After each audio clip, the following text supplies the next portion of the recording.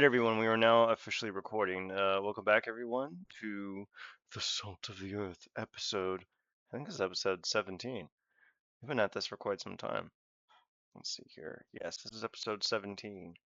Title, as of yet to be determined. Our cantankerous near the walls in the prior episode defeated a foul arcanist within her lair 5 months ago, but in-game was like an hour. You find yourself on the edge of a precipice overlooking the swampy mire of the rest of Kasatha. You're in a temperate forest of acorns, figs, and orange trees. The altitude is high, and the air is warm and inviting. Bees, hornets, and butterflies go about their business with indifference. In the distance, a relative mile or two, you can see a temple of red stone carved into the mountainside. But before you, through the tufts of foliage and trees, eyes, and eyes alone, peer at you from beneath the boughs. What do we like to do? Peer at us Head- from the where? The boughs. They're under the trees. Oh, I'm gonna take a look at those eyes. Yes. Perception? Rolling. Can anyone roll perception on this one? Yes. Oh, okay. Jesus Christ. I Why just is yours thought- like why does yours roll raw? That's so fucking weird. You don't have to do it twice, lady. You already succeeded. So everyone I'm notices sorry, the my computer's glitching. That's Yeah. fine. So you all notice the eyes, and then the eyes emerge from the foliage, and you find yourself greeted face to face with a bunch of boars who are chewing acorns and looking at you listlessly. What would we like to do? I know I shouldn't pet the boars, and I have my dunce cap on. Well, rather, let me back that up. Sky you has first? his dunce cap on, so he knows he shouldn't pet the boars. He just wants to. The boars are tickled pink. One of them slowly spews up acorns in your hand as thanks.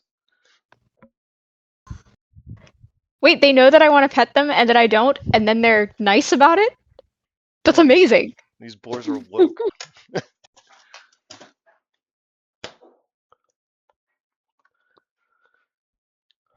That's really cute.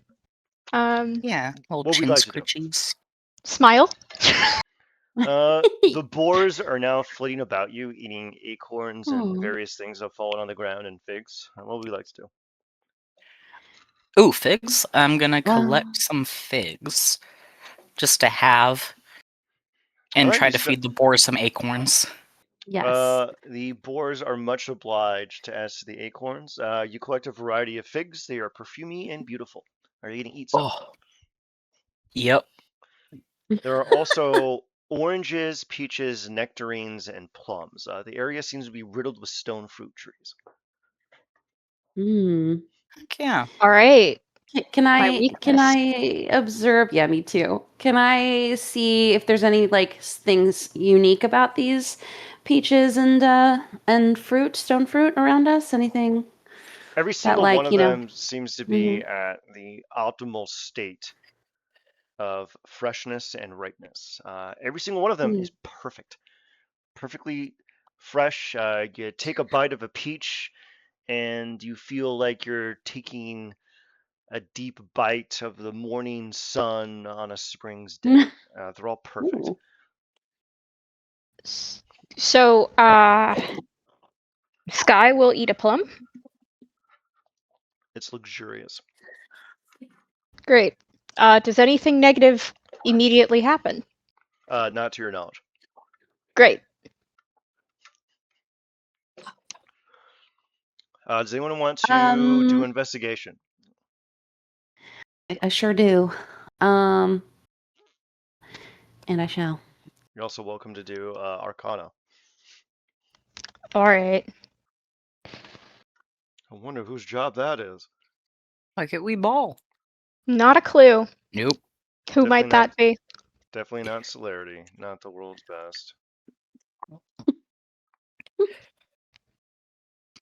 I don't know why it's rolling that like that. Just click the investigation button, SJ. I don't get why it's making you roll that way. That's I mean, I did.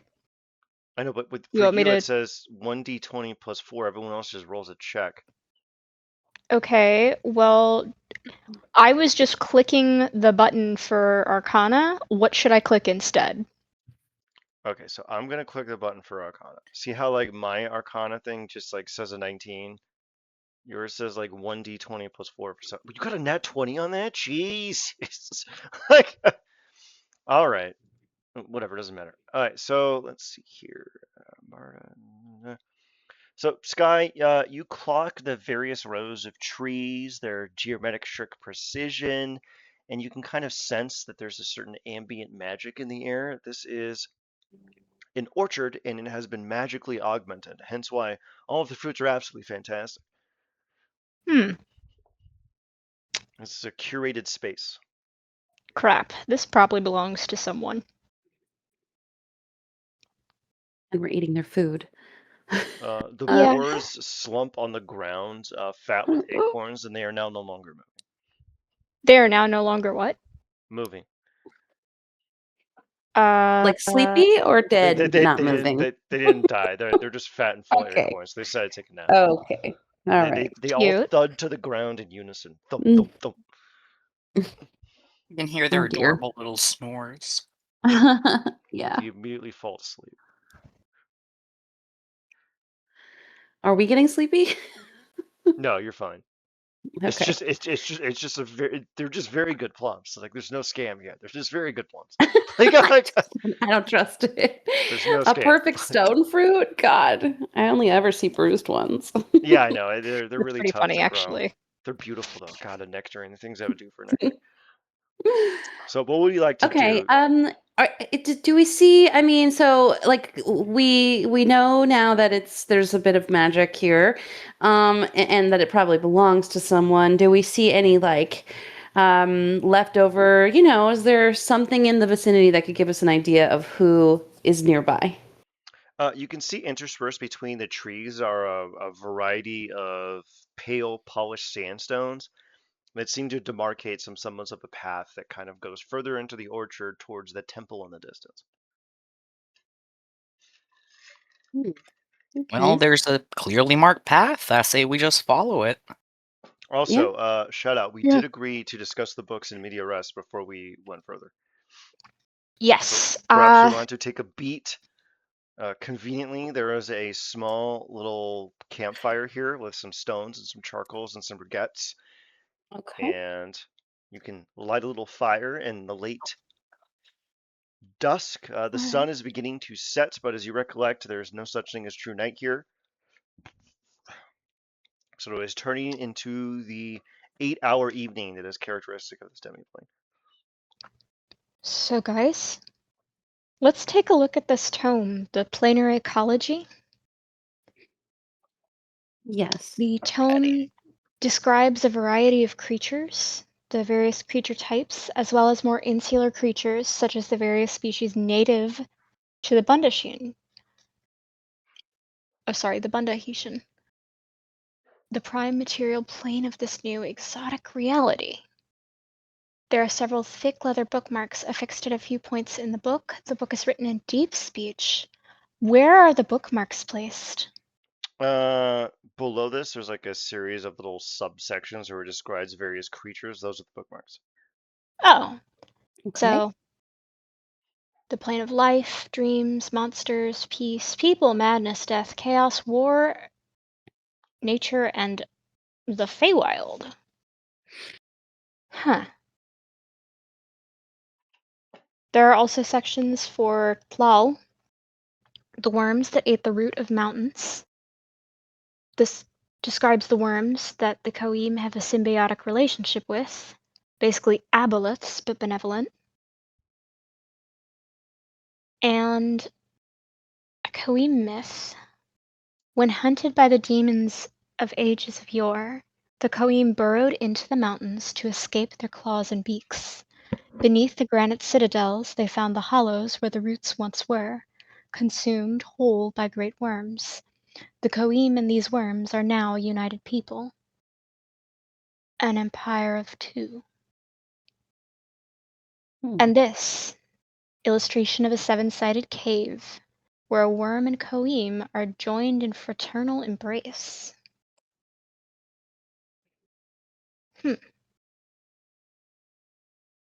Okay. Would someone else like to read the next section? I would like to hear the sultry southern accent of our Celerity. All right. We bugbear left friend. off. Obviously, we want Matthew McConaughey to read all this shit. Like, The Tlal are biologically immortal and have peerless memories, even retaining and learning from that which they consume. Ooh. Excuse me. Expelled them, or cast out into the mortal realm. The Koim hypothesized that the Tlal were once akin to lampreys, feeding off the ever-sloughing flesh of unknown divines. Sit Mime. Might it be Tsitsime? Oh, I see, the double Fiends E. that fell to the mortal plane. Yeah. Fiends that fell from the mortal plane into the earliest throes of time, beings of hunger and radiance that consumed all they came across. Greedy, feckless, and strange, while known as Tsitsi... Blah.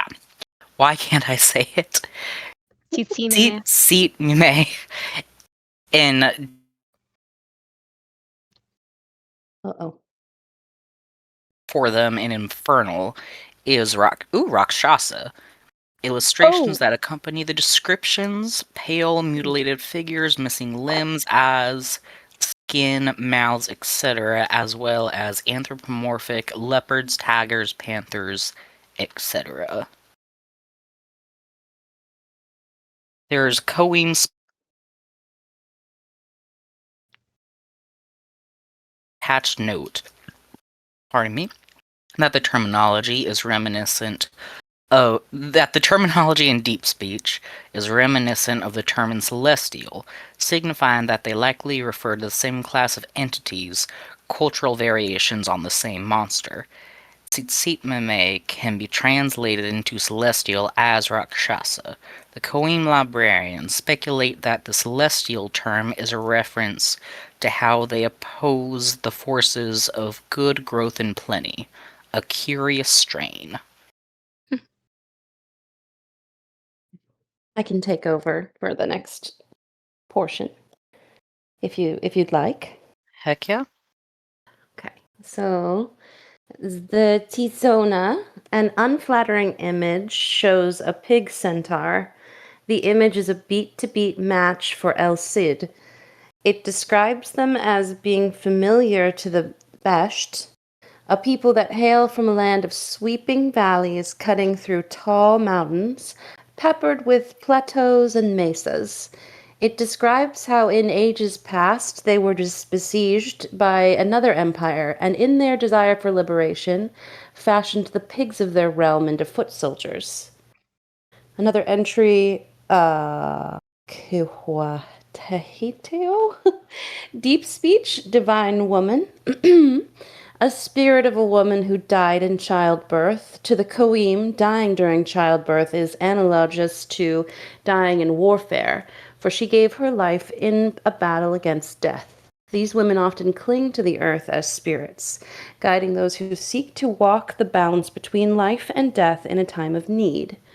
To the Koim, the vision of one is a great portent of doom, for it means a trial will soon be upon you.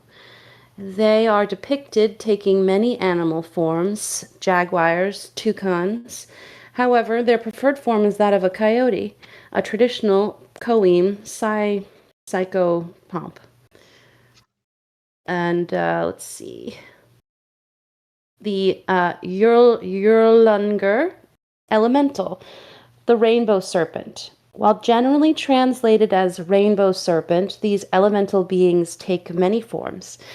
It is merely the serpentine winding they often take through the landscape, shaping the waters, the clouds, the soil, and everything in between, that the Volduk granted them this name. They are creatures wholly of the elements, both a part of the world and apart from it, existing in the past, present, and future. The winding river was carved by their body moving through the landscape, and is maintained by their continued passage, then, now, and forever. These paths are known amongst the Volduc as songlines. As songlines are often used to allow one to transit through the world more swiftly than possible, riding the potential and passage of the then and future serpents. The Volduc did not use the term law, but rather lore or song to refer to a custom or cultural dictate or authoritative mechanism. Okay. Want me to take the next? I pass the tome to my right. All right. Just passing the circle. Iaparinia. To the Volduc, the world can be changed and shaped by other forces, nefarious ones. At times, a ship can capsize, or the seas can rise up and claim a soul, or the volcanoes' plume shrouds would be a prospector in ash. These are one evil deeds affect the world, causing it to rise up in rebellion. The elemental term translates as changing ones. Next section is called Stellar Phenomenon. It's a A different large book. tome. Oh, okay. Those were all the bookmarks that were in the first book. Gotcha. So the next book is called Stellar Phenomenon. A large tome with a front and backboard of thin but sturdy adamantine. The text is written in deep speech. The tome details stellar phenomena such as comets, asteroids, eclipses, auroras, the transit of heavenly bodies across the skies, etc. It provides details on calculating the trajectory, orbit, and revolution of these heavenly bodies, as well as their influence on magical practices. Notations and other slips of knowledge, likely from prior owners, pepper the text, granting useful insights. When studied over the course of a week, okay. This is the mechanical aspect. Yeah. The book has lots of useful stuff. I think we should hang on to it. Quite interesting. Yes, I agree. All right, gang. What's our interpretation of the stuff that you read in planar ecology? Have we already run into the Koim? Yeah, they're the weirdos in the mountain you met up in the north who are all dead. Okay. And we've ran into the things. I'm just taking some notes. You ran into the worms. That's correct. The claw. Have we run into the Volduc? what's No. the coyote one? In fact, you have. You recall when you were on top of the mountain, you were guided to the summit of the mountain by a coyote. That was it. Okay, and then you could remember that is now a bad thing that happened because it's a portent of doom. Yeah. Well. Oh yeah, because it was just the one. Oh, that no. makes sense looking back. They are psychopomps. That is the term for beings that transmute between the boundaries between life and death. Like a Valkyrie is a psychopomp. Or Charon, or Charon, however you pronounce it. Charon. Yeah, also and a psychopomp. The cave where the worm and the Koim are joined and embraced, did we see that too?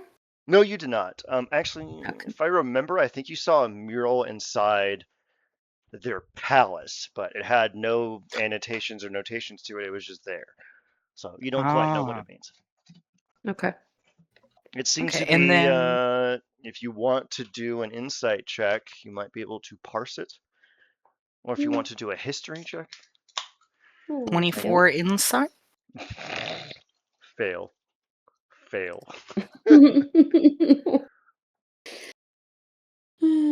What was can I do the other one, a history check?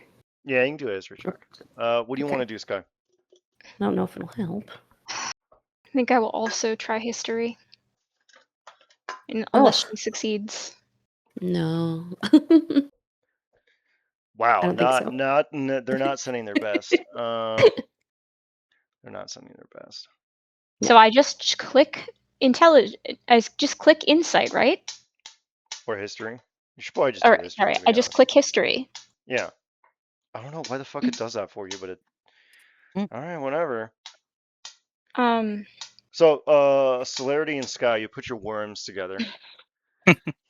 okay. And to your recollection, based on the iconography of the seven-sided cave, you could tell it's some semblance of a creation myth. There's a lot of That's right. cultures. There's a lot of cultures in mythos where they have a kind of diaspora myth, and it seems that the Koim at one point in time were pushed out from a place, from a kind of ancestral womb, and made to wander the earth until they arrived in the place where they dwelled.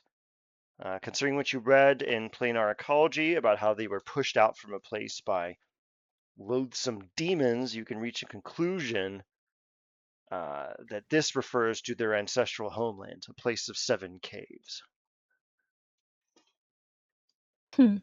Okay, so they were pushed out of the place of 7 caves, and then came to the location we were just at on the mountain, and then at some point all died. Yes. Well, they just died of old age, essentially. Mm. Oh, okay, Remember, so they... they were trapped here. They're not immortal, Right. and they were all women, so they had no population in order to breed, so they just died. Okay, gotcha. They lived for I see about how that 200 or happened. 300 years, but it's kind of tough And with I'm just sorry, those are chicks. the Tlal, or those were the Koims? Those are the The Queen Koims, are the right? people, and the worms are the Tlal. Okay, and the worms were all the women, No, all the female. worm is the No, oh, worm, and the sorry. ladies are the Queen. The Okay, Queen okay. are the humanoids. The Didn't we Tlal are the get worms. swallowed by one of those worms at one You point? Am did. I misremembering that? No, Okay, yeah, you got eaten by one of them, and then it allowed yeah. you to enter the kind of weird ancestral consciousness that's within the worm, where it embodies the souls of everyone it's ever eaten, which is what the Queen treat as paradise. Mm-hmm. Okay. Yeah. All right. Oh, question, Yeah. or lore question, I guess.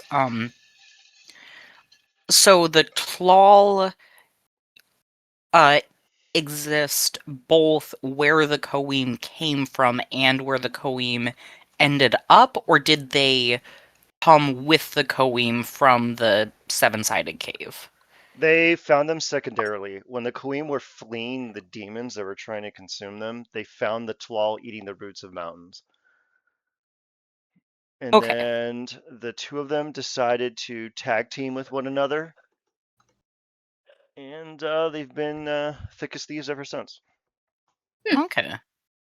Okay, Okay. cool. So the Tlal, even though this species is the Koim are dead, their memory What was that? because they uh know things they consume or Yeah, they're like tapeworms. They eat stuff and they remember it. It's do. just Mm. yeah, it's actually where I got the idea for them. If you put a tapeworm through a maze and then chop up that tapeworm and feed it to another tapeworm, the second tapeworm that eats the first tapeworm will go through the maze faster than it otherwise would have. Oh, Because somehow that's crazy. they can somehow imbue memory or something. It's kind of confusing. That's That's wild. so fucked I'll up, have to and I look love at it. that. I know it's Yeah, creepy. this is why I'm not a neurologist. Too Uh, weird. Memory's fucky. That's wild. So That's anyway, generational trauma right there. is there Yeah. anything else we want to do with these books? Because these books contain a super huge hint um. about what you're dealing So, with right now. what about the Zizimeme? What about Uh. those guys? You We first, haven't baby. encountered those yet, I don't Okay. think. That's okay. Yeah. Okay. If we yeah, I don't think we have either. Okay. I have no questions at this time. I'm still kind of just reading. Okay, so on the Tsutsumume, so it says it looks like there are two different illustrative descriptions of these. There's the um like missing limbs, eyes, mouth, pale, mutilated thing, and then there's the anthropomorphic big cat. And it seems like both of those Mm. illustration blah, illustrative descriptions are referring to the same species. Yes. Okay, Um, so it I'm sorry. I'm so sorry. Go on. or just something I as a reader am missing. Does the differing descriptions, does that seem to be suggest that they are a shape-shifting type thing, or that no one actually knows what they look like? Or that they can take multiple forms? Give me an insight check. Nat 20. Jesus Christ. So you have a Jimmy Neutron brain blast moment here. I'm going to give this to you because you got a nat 20. You can interpret that the Zizitme is referring to the pale, deformed creatures, and it seems that they are analogous to Rakshasas, and the Rakshasa depiction is simply given as an analogy. And as you look over the description of the various Oh. illustrations of the pale skins and the various mutilation, you are reminded that the Empress Guinevere, when you came across her, had no eyes. Yeah. Yeah. Oh. Wasn't there also, I could be misremembering this, but a temple that had pictures of people who were dismembered in certain ways? You are Didn't correct. we? When you were Yeah. in the sunken city of Circotata, you came across a mural depicting all 9 members of the ancient regime, and each single one of them had a kind of bodily deformity in some kind of metaphysical abstraction. Like one of them seemed to have seated reason, one of them was missing eyes, one of them missing their mouth, one of them is missing their skin, one of Huh. them had no limbs, etc., etc., etc. Can we conclude that they were part of the Rakshasa? You can Blah. conclude that they are fiends and that they are probably amongst this cadre of the ones that fell from between the stars. Huh. It Okay. seems that the Okay. Kawim kind of clocked what they were, but And did we pick up anything in those temples that we have on our persons that would sort of make more sense now? I can't remember if we grabbed anything while we were in those temples. you grabbed a fuck ton of loot from the Arcanist, which is the second link that is put in the chat. You can start to parse through the materials in there if you would like. Okay. Okay. So just to make sure I have this right, the seem You can just call them Rakshasas because they're Rakshasas. I'm gonna say they're they just Rakshasas. share a lot of. So they are the same. They're basically they're coterminous. Okay. They're cult. Did you say they're cult? What is it? Determinants? Is that what you said? Coterminous. They occupy the same point. Oh, yes. Okay. Okay, so they're different species that occupy the same niche, so they're not technically Rakshasa, but they would be statted like a Rakshasa. Basically, yeah. It's like an Okay. aardvark and an anteater. They do the same thing evolutionary. They're the same fucking thing. That Even though they're that's what just I Okay. that's what I was getting at. Okay. Yeah. yeah, they're just evil as shit. That's just what they are. All right. Cool. So Guinevere is one of those. Great. And I guess it's safe to assume with what we know about Rakshasas, we cannot cast low-level spells at her. Yeah, they're immune. They're automatically immune. Great. Cool. So just high-level spells and punching? Kinda. They have a weakness, which I think I've telegraphed 14 times, but we'll see. Oh boy. It's been so Okay. long since we last played, dude. Yeah, I know I it's been a very know. long time. To give you all Uh, a very charitable interpretation, start thumbing through what is our interpretation of the stellar phenomenon book, because that's the one that's going to give you the fucking. This is the one that's going to give you the goose. Okay. Uh, I'm gonna read it a little bit. yeah. I have a theory, if it's all right, if I just start Yes, So please. if we're talking, gonna start, work it out. if we're gonna start riffing, I want all the riffing to be done in media res now. So Great. engage in chutzpah. Do you have any guess, Celerity? Well, it's talking like I'm not a big magic person like y'all, but correct me if I'm wrong. Abjuration school, that's like protective spells and all that, like shield and all that stuff, right? Yeah. Um, so I wonder if trying to think about maybe the stellar phenomena, since it gives you um I mean, I don't fully understand how this works, but since it talks about abjuration spells, and that seems to be what you can get from it, it seems like maybe these spells are maybe effective defenses against the Tsime and Guinevere, if not ways to fight them. Oh, you may be onto something. Because, like, you Yeah. can't cast.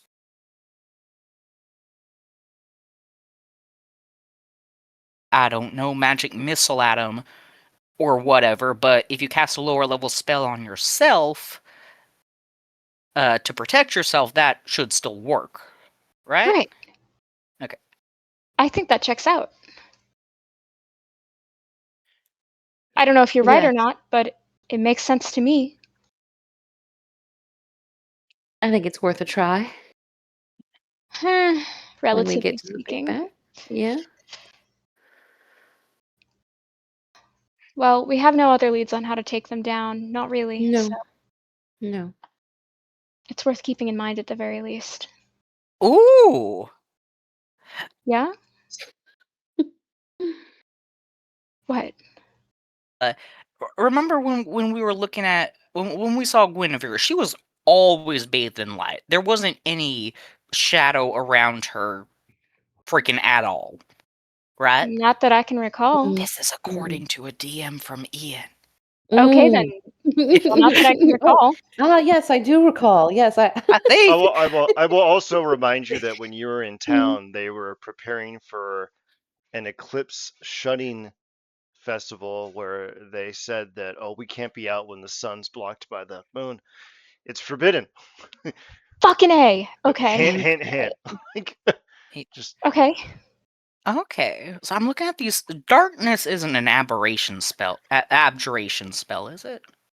no, I think it's Okay. conjuration. What fucking spell? Evocation? What is darkness? Let's find out here. It is evocation. It's an evocation spell. That tracks. Okay, so if they're forbidden from being out when it's not sunny out, it seems like Perhaps that it might be seems like one. Guinevere can't be in shadow. Yes. She needs the sun or radiance, I suppose. And maybe people who are fighting her are more powerful against her if they're in shadow? DM question for clarification. The people preparing for the eclipse blocking festival, they are a different species than Guinevere, correct? Yeah, the ancient regime are Zemetse, and the Patali are, the humanoids you've been encountering. They're an entirely different species. Entirely different. Okay, so my train of thought with if they said that they said we can't be out during the eclipse, not that Guinevere couldn't. So I'm wondering if that's a product of just Guinevere not letting anyone be out when the sun is blocked, but maybe there's something. I don't know, maybe there's something in the shadows that can empower people against her. I mean, if I had an entire town of people who believed me to be their god queen. And I was impervious only while I was in the sun. I would definitely spread rumors that it was dangerous for anyone to be out without the sun. That Take tracks. inspiration Yes, for being a actually. genius. Wait, really? You feel a twinge in the back of your skull, and you feel a radiance course over your being. Take an inspiration. Oh, you. I think Benny approved of me having a thought. You feel a firm backhand in the back of your skull. Oh god. Well, let's not be uppity What's up? about it. Like, Now, okay, you just said, I believe, Ian, that there's a cave ahead of us, correct? Or was it just a path? a temple. There is a stone-lit Okay. path through the jungle. Oh shit. Well, the orchard Oh. rather.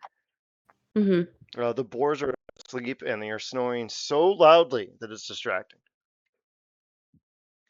I All right, understand. let's walk up the path a little bit. We can read as we Yes, walk. I think that's a good idea. Yeah. Alright, so the temple's about a mile or two away. How long do you think it'll take you to get there? I don't fucking know. Like an hour? Or I don't An, know how long an does it hour take? to go 2 kilometers? Maybe 30 minutes? Someone do a survival check. I'm trying to remember what my minute per mile was in gym here, okay? It's 1 mile away. It's like 2 kilometers. It's like 2 miles away, yeah. Take 2 walk. Well, 2 miles or 2 kilometers. That's very different. 2 miles, 2 Yeah. miles. My mistake, 2 miles. 2 miles. Okay, so it's like 5 kilometers? Thereabouts? It can be done in half an hour. Okay. Half an hour to 1 hour. Yeah, so it's about 45 minutes away. Great. At like a modest pace. Yeah, let's go, right? Yeah. Let's Perfect. start a walking. Yeah. You make your way Yeah. into the forest. 15 minutes pass, 30 minutes pass, 45 minutes pass, an hour passes. There's a tinge of suspicion. What would we like to do? You look up, and the temple seems to be as far away as it was when you started. Well, perspective can get fucky depending on elevation and a billion other things. Is there anything in the forest we might be able to use to eyeball our how far we've gone? Give me a perception check.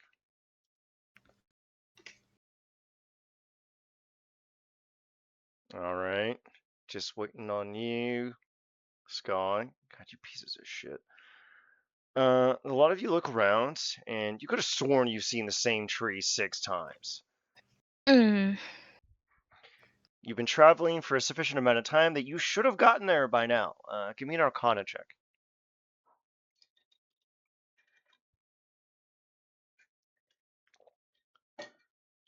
Oh, God. So, Sky, you managed to parse through everyone else's incompetence that you seem to be stuck in a kind of loop. It seems the temple is protected by a kind of spatial trap. You are stuck in this place. Temple is protected by a what? Huh. I'm gonna hazard guess that using a Misty Step would just burn a spell slot and be useless. You're correct. Eh. Can you repeat what the temple is protected by? A Some sort of spatial anomaly. You are stuck Spatial in anomaly, thank you. a spatial loop. You will continue to perennially journey towards that temple. You will never get closer. I don't know, guys. What if I used a Misty Step to try to get past it or around it? I don't think it could hurt. Well, I think it We could definitely just loop could right hurt. The back question is around. whether or not it's worth trying.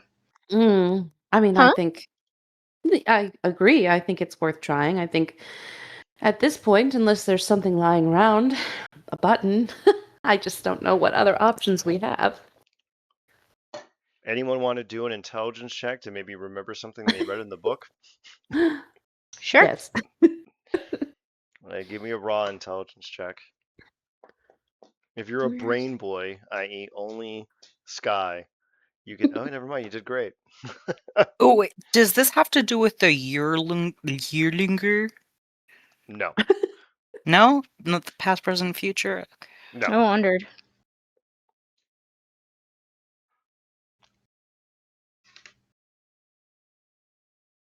Celerity.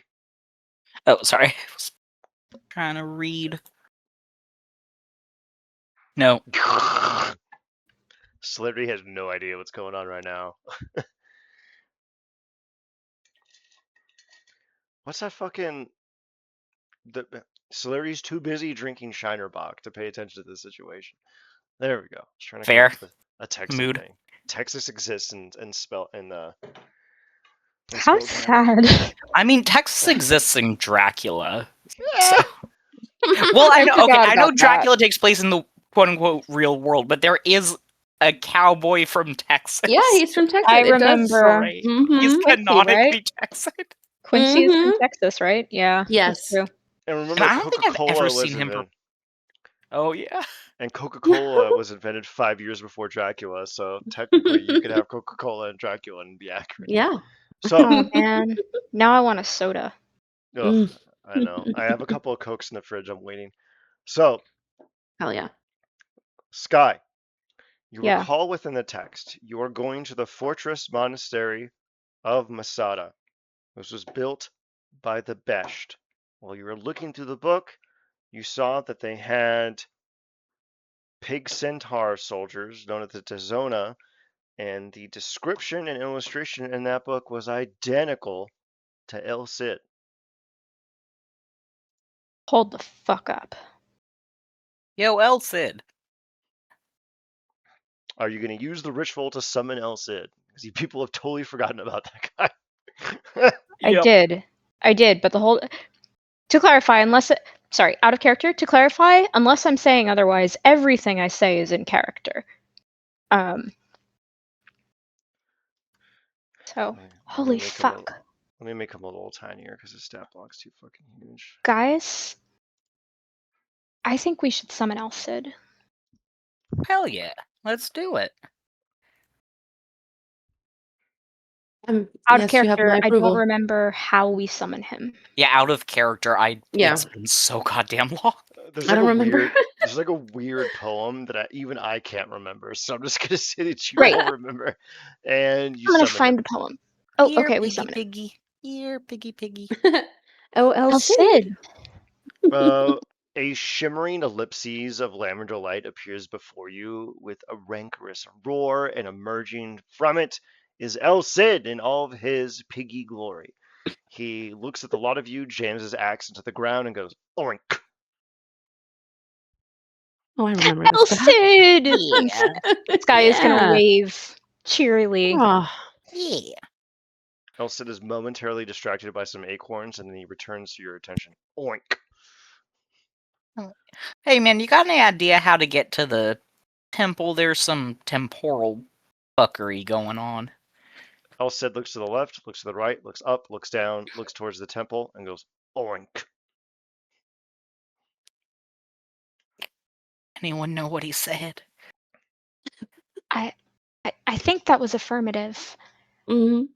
El Cid, would you be willing to share with us how to get to the temple? It's very important. Oink. El Cid starts moving towards the northeast in the direction of the temple. Okay, and we follow, right, guys? We follow, yes, Yeah. I think, is until we stand in the same spot, again. But Yeah. he seems to know something else that we don't know. Give me a perception check. And I have a question for the DM as well. Yeah.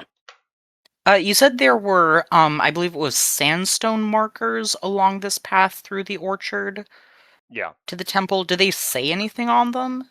No. No, they're just flat. So And Marta touch one. and Celerity and Sky, you all can now intuit with El Cid as your guide. The temple was actually coming closer. You're on your way there. And after another about 15 or 20 minutes more of a jaunt, you find yourself in front of two large doors carved into the side of the mountain, one of opal and the other of ivory. Hmm. Anyone understand how that worked? El Cid Followed just looks at hand. you and goes, Followed El Cid. El Cid You just know looks at you what? and goes, Fair. oink, with a rather matter-of-fact tone, like, why wouldn't it? You know what? Fair enough. All Far be right. it from me to question the great El Cid. Oink. Indeed. El Cid drives his axe into the ground, rests down on his haunches, and proceeds to start to clean himself with a rag as he awaits your instructions. In front of you are two large doors, one of opal and the other ivory. We all speak Abyssal, right? Yes. Yes. I think actually only. Oh, actually, I don't. Is it only celerity? Actually, I No, think infernal and deep speech. none of you speak Abyssal. Oh shit. Okay. So in front of you Huh. are two abyssal sigils. There is a sigil over the opal door, and there is a sigil over the ivory door. What would we like to do? I Here's look something to the about. magic folk. Oh, actually, hold on a second. El Cid will move forward, and he will place himself right about here. He will drive his axe into the ground, and he will be suddenly bathed in a golden light, as if suddenly met by the noon sun. And he Oh, simply dang. sits there and starts muttering to himself in Abyssal. It looks Hmm. beautiful. I will cautiously approach Hmm. and see if I can also sit in the golden light. The golden light burns your skin, and you immediately recoil. Oh, Ow. Okay. There's a All right. very, So there's a very, not for there's a, Sky. so the opal door and the ivory door have three sets of highly elaborate scenes on them. Would you like to know what they are? Yep. Yeah. yes. Yeah. All right, the opal door has three panels coming from the top to bottom with an abyssal sigil at the center, which gives you an indication as to what the scene is about, but none of you know abyssal. so, Either so y'all got that language spell? I'm looking to see if anything I've picked up might. wait, Sky, don't you have Yeah, I don't don't you have think so. eyes of the rune keeper? That sounds familiar, but it's been so long that I'm You have really eyes of not the rune sure. keeper. You can read abyssal. Hell yeah. Okay. Wait. Okay. Just give me a second to concentrate. I don't actually know if out of character. I don't actually know if it's concentration spell. That was not No, a no, a mechanical. it's an automatic feature, but just like assume that That you're wearing glasses and they're dusty and you rub them off and you're like, oh, abyssal, I can read this. yeah. That was character flavor, not mechanical. Anyway. Perfect, So perfect. what does it say? So the opal door has the word fate written over it in abyssal, and the ivory door has the word destiny written over it in abyssal. The opal door has three segments in a triptych, and they run from top to bottom. The top one is called Watered Meadow, the middle one is called Banishment, and the bottom one is called Exodus. The right Exits? panel, Exodus, Exodus. So these are not all the same as titles from the book or sections from the book. they are not. All right. The ivory door from the top has a sigil that reads the 40 Tears. The one in the middle is called the Reconquest, and the bottom one is called I'm going to post these in chat. You don't have to type them Okay, out. I was typing frantically trying to catch up. Yeah, the bottom one is called Paradise.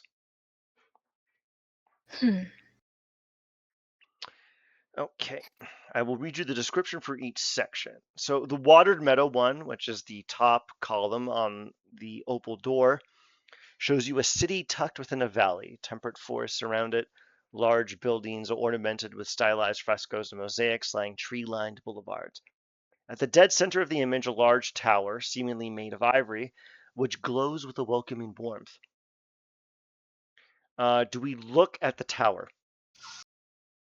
Yeah. Sure do. Yeah. You are filled with a moment of clarity and pride. You each gain a heroic inspiration.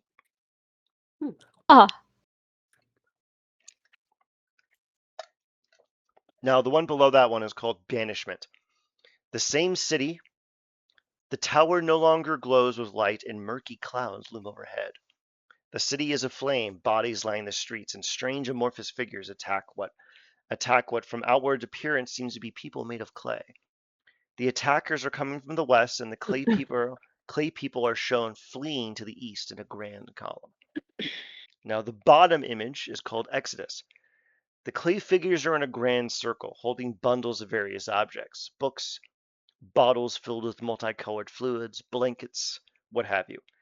At the center image, a clay figure larger than the others, unlike the rest, bears an abyssal sigil at the center of its chest. Misnagdim, the abyssal term for opponent. Now for the Oh, ivory door. that's. Oh. Are you Jewish metagaming, Lou? No, I'm reading the Google Doc you gave us. I'm Ian Metagaming. Jewish metagaming. I will say that Celerity, you and you I see. alone recognize. I imagine that. I imagine that Sky is reading this aloud. We're gonna Yeah. avoid our allergy to reading things aloud. Sure. Okay, perfect. And nothing happens. Actually, when you say the name Misnagdem, the area around you seems to quake with a faint intensity, and you can see varieties of debris flowing down from the cliffs, and the air seems to vibrate with intensity, which quickly dissipates. So obviously I repeat the name, just in case. Does the same thing happen again? Yes. Okay. So I'm gonna pull out the Misnagdim statue. you cannot Hey, is take that? it weighs Oh. it weighs 300 pounds. Oh, yeah. Sorry, yeah. Hey, is that like that statue we found? You are correct. It is the same. The figure that is depicted in that image is the same figure that you saw in the statue held within the Arcanist layer in the Sunken City. Mm. So from the ivory door from the top is the 40 tiers. It shows the clay people are in a circle. However, it seems to represent movement. The figures are conveyed in such a manner that they seem to be doing a trial. They're laying down a camp only to be driven out, and laying down a subsequent camp only to be driven out, repeated over and over and over again. The second one is called Reconquest. It's a simple field filled with pigs. A force erupts from one of the clay figures, shaping the pig into a pig-like centaur creature, and they grow more numerous as the image goes down towards the south. The final depiction is called Paradise. The city from before retaken, the strange figures cast down and destroyed, showing the clay people reoccupying what is presumably their own home.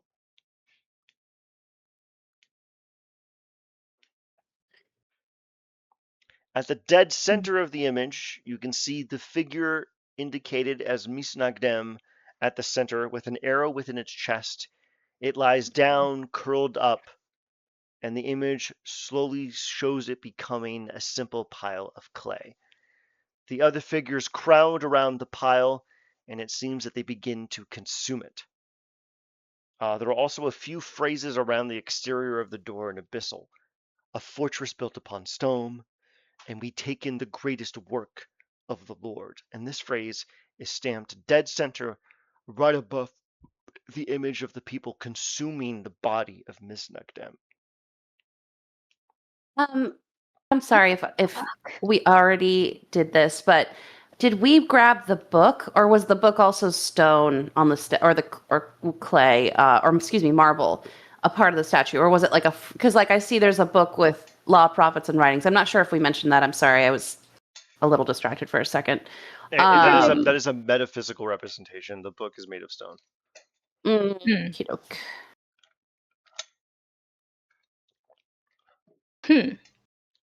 Does I don't know if we would be able to tell this just from a mural in writing, but is there any indication that the ground this temple we're at is built on is the same clay that Mishnok's body turned into? Survival check. I eat the clay. I'm gonna I'll lick try to it. figure I'll out lick what it. That's how geologists actually do it. Okay, 16. Not Guy the has worst I no could- guess as to what you're doing. Or I'm guessing because I rolled a Do I 7. get advantage if I lick the clay? Yes. Nope. You take a look at the clay and deduce that it bears no similarity to the depiction within the gate. What would we like to do?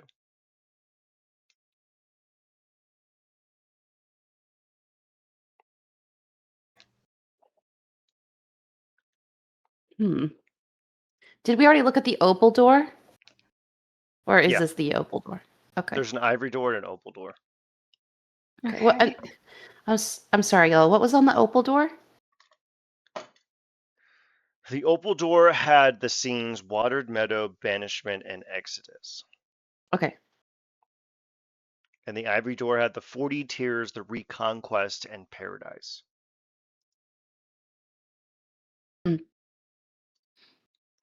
I've been trying to read everything. Okay. Yeah, I'm thinking that our best move is still to just try to get inside, but I am really, really hoping that one of you or both of you are smarter than I am and can figure out what we best get out of this. Well, how, rather. The lot of you, while you are contemplating your next course of action, hear a dolorous hum and a din as a large bell seems to ring from the interior of the temple and the doors open. The golden light ceases to wash over El Cid and he rises from his haunches. He lays out his axe, pointing towards the opening door, and gives you a very authoritative oink, which you can interpret as you are welcome to enter. Thank you, El Cid. Oink, Thanks, man. Thanks, buddy. oink. And I suppose we walk inside. Yes. You enter into a temple made of furnished sandstone. It is blood red and polished to a smooth, crisp veneer. The interior of the temple smells of frankincense and myrrh and honeysuckle and various other flowering plants. It is pleasing to the approach. The interior is devoid of dust, and you are within a hemicircular hallway that arcs to the left and the right in an elongated U shape. In front of you is a large door. Actually, let me remember what the hell this sigil says. Okay. In front of you is a large door labeled in abyssal that says dwelling. Dwelling. Of what? Okay. Question, isn't it? And sorry, we can read, or Sky can read it now, correct? Yeah, I'm assuming, yeah, Sky has eyes of the roomkeeper. Sky can read And everything. has And I has imagine said Sky that. is telling people, by the way, this is dwelling. Yeah, Okay. It's a circular door with curved handles made of brass, and there is no exterior ornamentation to the door. It is simply a large sheet of circular brass split in the middle with a handle on the left and a handle on the right. There is no keyhole, there is no external iconography, and there is no other indication as to what was behind the door aside from the indication that it says dwelling in abyssal above it. Okay. So after Sky presumably states that, Marta will just look to the two of them and in a very sort of exasperated, bard fashion, just should we knock? Yeah, That let's seems give the it a try. black thing to do. Yeah. After you, she says to Celerity. All right. Celerity will knock politely. You knock on the door, but there is no sound of your knocking, and the door seems to be undisturbed by your touch. Okay. Did Oh. Elsid come with us, or is he still outside? Mm. He stayed outside. Mm. He did not deign Okay. to enter the temple. Well, He is actually there are a seated million ways outside to on his haunches. His axe is laid over his lap, and his hands are in front of him in a gesture of prayer. Hmm. I'm just gonna lightly push on the door. It does not even remotely budge. It Okay. gives you nothing. Okay. So heading back to say like the sort of middle room of this area, are there any other doors? The hallway arcs to the left and to the right. Which direction would we like to go in? Mm, eeny, meeny, miny, right? Yep, right it is. Let's Righty do tighty. it. All right, we're going to take, do we want a bathroom break? I think this is a Sure. good time for it. You make your way down towards the right, and you see before you two doors. The one on the left has the phrase nursery in abyssal, and the one to the right says meditation room. What would we like to do? Nursery and meditation. Okay. I Maybe think the meditation room is probably Yeah, we do first. Yeah, maybe gain some I agree. clarity and Mm, learn. Yeah. All right. yes. The door to the meditation room is made of a vibrant wood, mahogany, polished to an effortless sheen. It has two large brass handles. What do we like to do?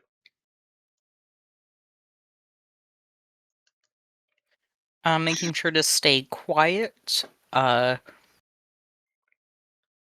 Take a handle and open the door. Or try to. The door opens Hell yeah. with a very firm creak, and ahead of you, you see a large wall. It flanks to the left and to the right. Okay. Does it say anything on the wall? Nope, the wall is flush, a polished sandstone. Okay. Anything, any like, like singing bowls or anything like typically meditation related in there? Incense, anything at all? Nope, actually, give me a perception check. And also, is the map, are we still just out, like we're in the temple There's no now, map. right? There's no map for this segment. Okay. Okay. Said perception. All right, so we have Marta, Celerity, and Sky. Perception. Mhm. Ugh. Clarity has already started meditating. Just immediate Good for her. acquiescence. So, is celerity they or she or he or They, if I recall. They. they? Okay. Despite Sorry, all it's the been a while. breastfeeding that began at the beginning of the session. Yeah. But Powerful move, been a by the while. way, Lou. That was amazing. I'm so proud of you. Look, I have teached. I'm gonna fucking use them. Marta Pretty and good. Sky, you can smell the very particular. Actually, give me a nature check, you two, and you can do it with advantage. Marta and Sky, Mhm. have you ever encountered a pomegranate? Oh, I would guess so. They're delicious. yes, Okay, my apartment in Davis had a pomegranate tree. love so pomegranates. Yeah. Marta and Sky, you clock the very particular tinge of freshly ripened pomegranates. Its bouquet filters through this area. So, do we want to go left or we want to go right? Can we tell which direction the smell is stronger? It's equidistant. Also, would you like to do another perception check to figure out what this room is? Yes. Yeah. Oh my Oh, god. fuck. So Marta and Marta alone, you consider the bifurcation of the room to the left and right, the tantalizing smell, the fact that the roof is Oh, fully paved over. This is a maze. Whoa. Okay. It seems, according to the best way to find God is to wrangle your way through a labyrinth. It seems you have to reach the center of this maze in order to achieve the meditation that the room is designed to inculcate. What we'd like to do. Okay. Can I cast detect magic and see if it's like if there's anything pulling in a certain direction? You were welcome to do so. Okay. You're going to do this as a ritual, I take it, so you don't waste a spell slot? How do I do that? You just tell me you're doing it as a ritual. It just adds 10 minutes to the casting time. Okay, yes, then if that is what you suggest, I shall do it. Everyone patiently waits 10 minutes for Marta to perform this ritual. Just doing like kind of like elaborate sewing movements with my hand, like sort of almost like a conductor, but I'm sewing. Magic in the air. Okay, so looks like I need to click, I believe, You don't need on to this. you don't need to No? do you don't Oh, you okay. don't need to do that. I'm actually Okay. going to get rid of that template. So, Oh, sorry. there is no outward magic within your immediate area, though you can feel a faint tinge of something holy at the dead center of the maze, something profoundly holy. Hmm. And I don't feel guided by this detection Nope. in any way. Damn. If only there was a divination spell, like some kind of augur, that would allow you to figure this out, but we don't know. I- I don't think that's one of my spells, but I'll take a look. I don't think any of you have augury. So, no. yeah, Yeah. augury Can would have been. Celerity the monk do a survival check to try and navigate the maze? That is absolutely allowed, and that is the option in my notes. So go ahead and make Nice. your survival Fantastic. check. Damn it. Oh my god. You can do it with advantage. Watch. Okay, perfect. Better. Celerity, how are you going to navigate the maze? Are you going to use the hack that maybe Celerity remembers? Celerity, remember the hack. You put your hand on the left-hand side and you just keep following the wall until you reach the center. That's usually how like 95% of mazes are solved. Yeah, I was gonna ask, is this a maze or a labyrinth? Celerity pulling It up his sound dictionary. what you described makes it seem like with that hack, it's a labyrinth. So yes, I will do the hack. You start to follow and trace the left side of the wall. And they will close their eyes as they do this. Perfect. You center yourself. You eventually find yourselves at the center of the maze. Let me get rid of our boy El Cid because he's not with you anymore. And this is the encounter I've been waiting 5 months to run. So I cannot wait. Ooh. Assuming that it fucking loads. All right. Oh my fucking god. Why aren't you loading? Let me just give me a second here.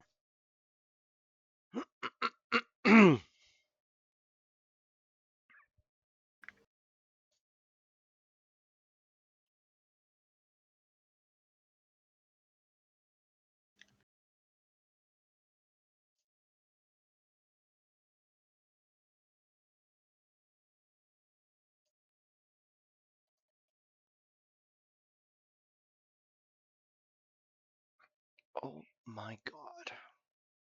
I'm gonna pause the recording. All right. My screen is slowly scrolling out. I'm ready. Okay, here we go.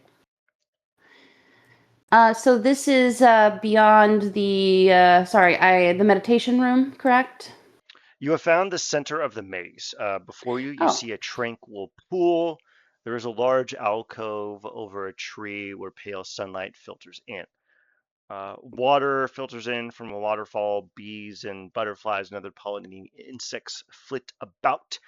It is a large pomegranate tree which has rooted itself into the waters. There are a variety of lilies and other plants kind of punctuating the water. And slumped against the tree is a large figure, about 8 feet tall, clad in plate armor, with silver filigree that gleams in the pale light of the high altitude sun.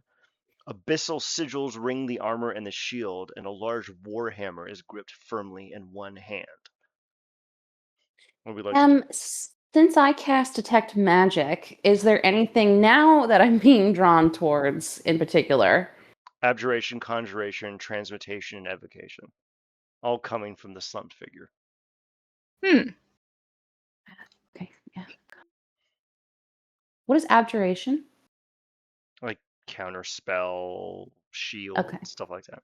Like defensive magic, essentially. Essentially, yeah. Okay. It abjures. Hmm. Yeah, protection. Okay. I got you. Should we All speak right. to him? Worth a shot. Wait. Is it literally what you Um, do? yeah. Yes. Boy. I shout it. Yeah. Oh god. The figure's helm faintly moves in towards your direction. It rises from its haunches, 8 feet tall, and drives its hammer into the ground. It Oh, shit. begins to belligerently move forward towards you, trudging through the mud and the water with reckless aplomb, unhindered. It eventually rises upon the other shore, and then it drives its hammer yet again into the ground. The figure I seems wonder to if be he's looking at friendly. you, Marta. Uh, Hello there. Um, is there any so does he appear friendly in or is he Insight. glowering? Okay. Let's see, what did I get? The Oh, figure seems to be engaging in a kind of posturing with you, the politeness of stricture. This seems to be a ritual, a kind of greeting in a culture unknown to you. You don't know how to respond, but he does not seem Hmm. outwardly hostile. I'm frantically skimming the Give book that we me, have, the tome. give me a Yeah. perception check, everyone. Okay. Oh boy.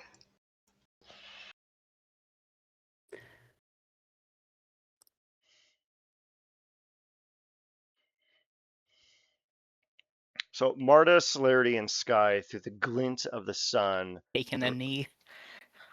with the glint of the sun and the filigree etched into its armor, you can see that there are depictions of creatures matching El Cid upon its armor.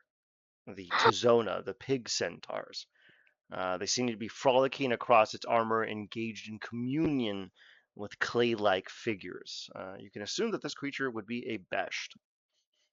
Can okay, Marta, if it's okay with everybody, wants to say something to the Yeah. figure. Go for it. Oink. That's it. That's all she has to say. The figure rises rises the warhammer and places it over a shoulder. It stands firm. You can hear the plates interlocking within its armor, and it continues to stare at you. What would you like to Oh. Oink. do? The So figure he removes the hammer from its shoulder and begins to twirl it in its hand and drives it into the ground, and then points the hammer at you, and then rests it again on its shoulder. pointing at Marta specifically. Yes. Okay. So I'm gonna say a name, if you don't mind, Celerity, if I can speak one more time. Go for it. Tizona. The figure leans back ever so slightly. The hammer drops to its side and it lets it hang limply across its hip. You know the name All right. of the sacred warriors? What did it say? You know the name of the sacred warriors? We are familiar. The figure grabs its warhammer and points it at you, Marta. Then tell me a name of one of the Tizona. Shit, I thought that was it. Perhaps you know a soldier by the name of El Cid? The figure leans back even more fervently. It places its warhammer upon its side, which grips its plate armor. It's like, my dearest departed companion? Where have you seen him? He led Insight us to check. you. Did they? Oh, Sorry. sorry. I'm sorry. No, No, go ahead. You go no. ahead. Like you are doing something serious, so you continue. Yeah. Tentatively serious. El Cid is the one who led us to you. Most noble that steed. I am known as Moloch. I am obliged to meet your acquaintance. How may I broach assistance? It has been quite some time since I've seen another within this realm.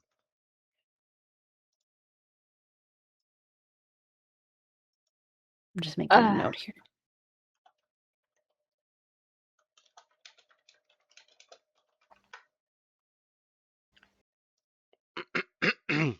we're pleased to make your acquaintance too.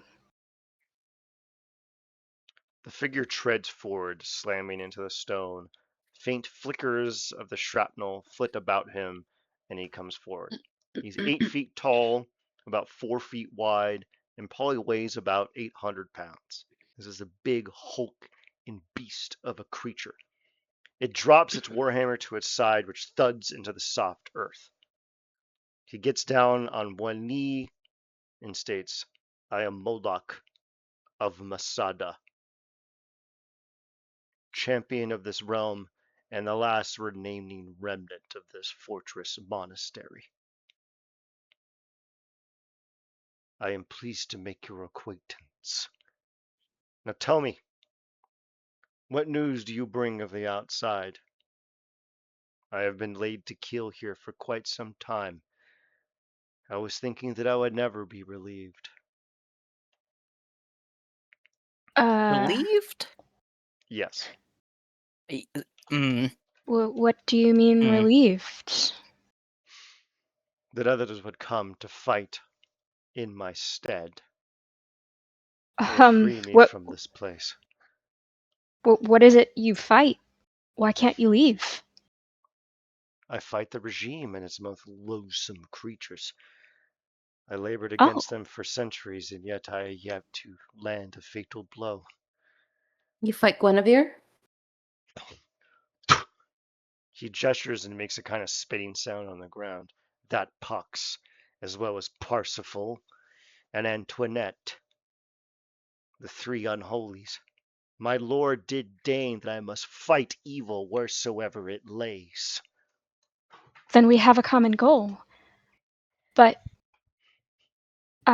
what do you mean your lord? My lord, the one true God. He is Oh, the one that laid to keel this Fortress-Monastery, and he is the one that shaped my people from clay into forms, and wore us down into shapes most perfect.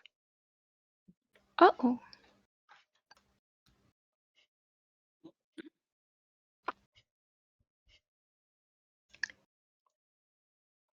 Out of character, guys. Mm-hmm. I apologize for goldfish brain farting. It's okay. Did we have something specific to ask him, or were we just going here and he happened to be here? You were I, going here and he happened to be here. I feel like we're just here, yeah. Yeah, Okay, so I'm not missing anything. yeah, Cool. No, this I is don't think Kismet. This so. is Woo! Kismet. Great, wonderful. Marta is just like frantically skimming the tomes still. Just Yeah, great. because I'm doing that He also out of folds character. his Mm-hmm. arms across his chest and goes, "It is a great mitzvah that we meet today." Mitzvah committed by your lord? I do believe that my Lord has brought us all together here today, so that we be made greater than the sum of our parts, a new, more wondrous whole. But unfortunately, There is an issue which does not allow me to leave this place. If you would be obliged to assist me, I shall pledge myself in service of your goals, insofar as we meet the requirements of my lord. Uh, well, Who is your lord? Oh, I'm so sorry, SJ. No, you first. I don't know what I'm doing. My lord, the one true God, whose name may not be uttered, Oh, great. simply known Okay. as Lord. How have you come to worship this lord? If you could see his face, you would be able to parse his incredulous expression. Only by the natural right by which he laid me and my people to kill. There is no other way. The only thing there is the Lord and his virtue. It would be like a bird not migrating. It just is as it is. My people have venerated him, and he has made us whole and strong. I only wish that such a pox has not fallen upon me, because I tarried in my deliberations, and now here I am trapped. I believe that the Lord tests me, and I believe now is the time for my test to finally reach its answer, and then I shall face his judgment. Okay. Um,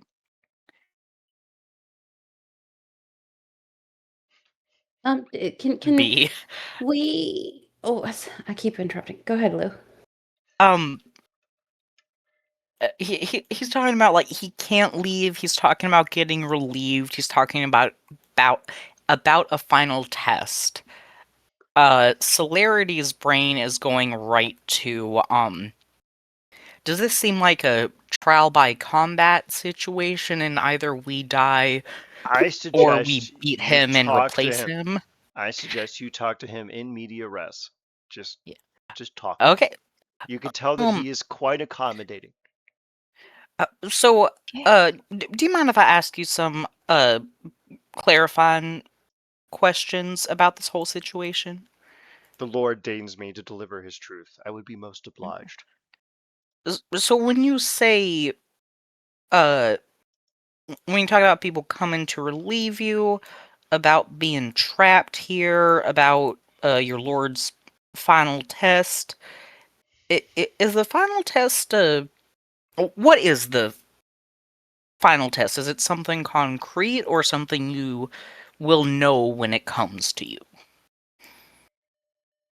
He drops his hammer into the ground again. He looks up ever so faintly to the northeast, and he seems to almost be soliloquizing. I came here 800 years ago. My Lord bid me to destroy evil wheresoever it rooted itself in this world, no matter how deep and dark the terror, no matter how high it rose. I was to bring myself upon it and bear down my flesh upon its being until it was burned and scoured and sent to the corners of all that is within the Bundahation. Ooh, ooh, that sounds familiar. That's the name of the prime material plane from the book. Ah, Yeah. Okay. Me and my comrades laid to kill here this great Fortress-Monastery, that of Masada, renamed after the old fortress of yore back in the home province, where we laid down our keel and resisted the oppressive empire of the Marzak, who sought to press us into service. We drove them out with the holy Tizona, and then our Lord cursed us, for we dared to violate his will. I believe that to be an error, and I believe now this is simply a test. I drove myself out here along with my comrades to sunder this realm away from this unholy kingdom and bring it into the usherance of his new radiance, a new, more glorious radiance. And then the realm fell upon itself, and a shroud of ebon black encased this realm. And then I found that I could not die, nor could my brothers. We were slackened with undeath. And it has been 8 centuries, and yet I continue to endure. I believe the Lord's test has yet to come to fruition, but I believe now that this is what it was meant. We shall become four, and the four of us shall grind down this rain, break free from this veil, and rid this land of its curse. But then again, the dictates of the Lord, we must meet twice more before I may dedicate myself wholly to this cause. I pray All right. that we see Oh. each other twice more. But I still do have a task. My brothers Well, have succumbed to the curse, and they dwell within this monastery in a new dread form. I cannot bear myself to lay my hands upon such kindred comrades who once swore to protect me. So if you would please rid them of this new accursed life, and let them and their souls go to the place beyond, so that the Lord may cast its judgment upon them. Do so, and I believe that I and you shall meet again swiftly. okay. Will you remain here while we attend to your brothers? I dare not lay a hand against them, nor do I think I would even be capable of. The Lord has deigned that my touch cannot harm my other kind. I have tried to slay them, but I felt that my hammer upon them did but naught. I'm sorry, I said, will you be remaining here? I will move when the Lord compels me to move. Okay. Well, we will certainly endeavor to free your brothers from their curse of undeath and to find you again as soon as possible. He extends out a pauldron. You greet his grasp. Yeah. Oh, yeah. They are a mass of corpses, a great thronging mire of dead fashioned into something new. They are both of me and without me, above me and below me. All the cadres, all the kith, all the kin that dared to mire through this temple. We are a people of many, and all of our people lie within that mass. Be wary, it is a great throng, and it nearly bested me. That is why I lay here and wait, and hope that my prayers may be answered. And it seems he looks up ever so slightly, and the faint golden warmth wafting through this area seems to get ever so slightly brighter. And the Lord did deign to deliver you to me. This is fortune.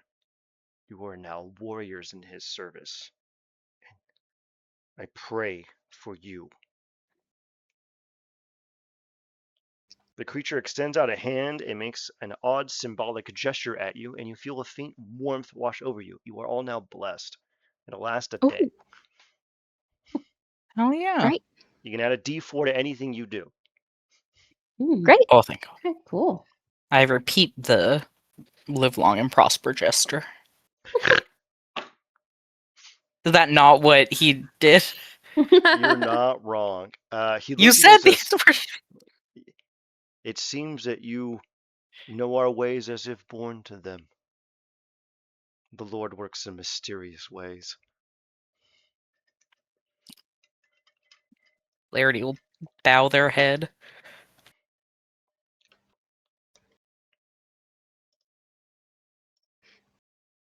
Right then. All right. Do you have any Advice on how to I meet mean, your brothers. exactly. Mm-hmm. They are numerous. Consign yourselves to striking the central mass. Do not allow yourselves to be split and strike true and strike with precision. They are a mass of corpses, a great throng, a great mass. That is their weakness. They are not singular, they are a collective. Hit them big, hit them bold. Right then. And they also particularly do not care for fire. All right Gonna ask. then. Out of character, Actually, wait, no, still in character. Do we still have fire resistance potions, or did I dream that? Would it be in our little list of items that we Should were be. given? You have a potion of poison resistance, a potion of fire resistance, and a fire shield spell scroll. That's probably what you're thinking of. Do fire resistance? How do fire resistance? Sorry, out of character. How do fire resistance potions work in You get like in an regular hour. D&D? You get like an hour worth of. You get resistance to fire. Okay. Non-concentrated. This seems like a great opportunity to finally utilize Elemental Burst. All right. Hell yeah. Because it's a fucking 120-foot range, What the which is fuck? insane. Say As a goodbye magic to your action, you brothers. expend 2 focus points to cause an elemental energy burst in a 20-foot radiant sphere centered on a point within 120 feet of yourself. Oh, well, you're leading the charge Choose then. a damage type. Yeah. Moldoc lays himself down on the ground, jams his warhammer back down into the firm earth, and he takes out a small leather-bound book and begins to utter prayers in abyssal. Good tidings to you, stranger. May the Lord's light fall heaviest upon you. All right. Okay. Any or any advice on where to start, or did we already ask that? The armory. They're in the armory. Oh, Which Yep. is in the other side of the. It's the left prong has the armory in it. If you had gone left, you would have suddenly been fighting a bunch of undead and wondering what the fuck's happening. So, Oh no. Hell yeah. Okay. So you made the right choice going right. Great. Shall we one leave other him thing. to his meditations? Yep. Everyone give me a charisma saving throw. Oh. Charisma. My second lowest. DC's 25. Oh, well, You can add a D4 to every single check, but you can't It's not pass, like- so won't even bother. Oh, you said Yeah. a saving throw? Oh, Yeah, saving sick. throw. How do we add the D4 to the check again? Just roll a D4. Oh, okay. you know what? Can we willingly fail it? Yeah, if you want. I'm curious. So what prompts this charisma saving throw is the scent of the pomegranates within this area fills your nostrils. Still a fail. You feel this enticing allure. You put a space after the slash. There we go. Thank you. You feel the But I still- enticing allure of the pomegranates. Their perfumed scent enters into your nostrils and seems almost to tempt you into eating them. What would you like to do?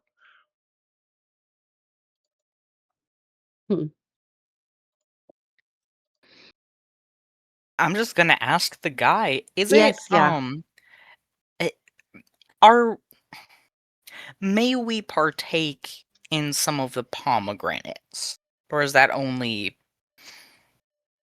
like is that cool? He shuts his prayer book with a resounding thud. It's like, I am shocked No, you got have it. resisted their allure as long as you have. They are quite tempting. There's no harm in them. This is a place of meditation. In finding this place, the fruits are your reprieve and your gift. Please avail yourselves of them. They are quite gorgeous. Well- As he says this, you can almost see the trees' boughs begin to low, and then the fruits become more readily accessible to you.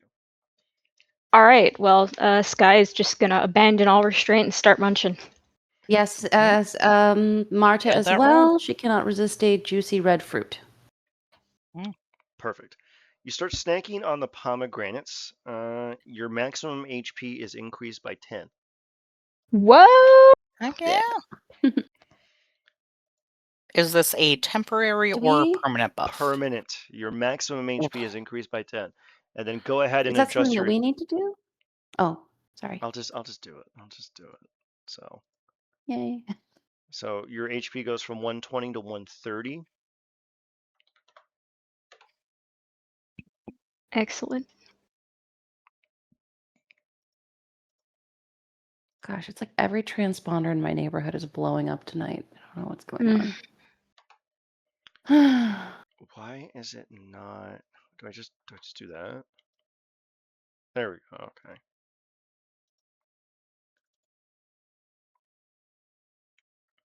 Well, everyone's health is boosted by 10 HP. Excellent. Can we do a quick bio break, please, before we continue? Yeah, fighting the giant hordes of undead is gonna try your patience. So we will take a Okay.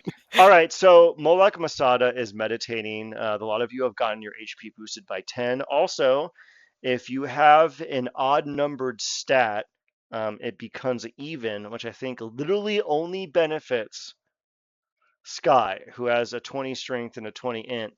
They become a 20 Okay. strength and a 20 int. So go ahead. For the rest of you, you get an extra +1 on your next level up. So Marta and Celerity, keep that in mind. At your next level up, you do not go up by +2, you go up by +3. That is the power of the pomegranate. Amazing. So Wait, we're so gonna this make is a permanent buff? So what do we yeah. need to do? Okay. Just keep track that when you get a level up, you do +2 and you put +3 instead of +2. What does that mean? Okay. That I go up 2 more levels or what? When you get an ASI, instead of getting a +2, you get a +3. Yes, and what is an ASI? An ability score improvement. Okay. Trying to edit my hit points and it's not.